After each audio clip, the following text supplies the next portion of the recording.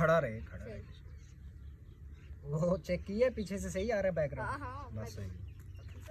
चल आजा आजा नहीं नहीं तसल्ली करनी पैंदी लाले व्यू एवें नहीं वाजदा व्यू वाजदा हमेशा डिजिटल चीज। हाँ चलो चल आ जाओ। लो भी लाले ਤੁਹਾਨੂੰ ਕਾਬੂ सीरियस होना है ठीक है हाँ, सुनो। ते हसी ना ते ਇਹ ਕਿ ਬਾਅਦ ਚ ਜਦੋਂ ਵੀਡੀਓ ਬਣ ਗਈ ਨਾ ਫਿਰ ਭਾਵੇਂ ਅਸੀਂ ਮੁੜ ਕੇ ਤੈਨੂੰ ਵੀ ਚਾਸਾ ਨਹੀਂ ਵੇਖਣ। ਇਹ ਸਟਾਰਟ ਹੈ ਮਵਾਰ ਸਾਹਿਬ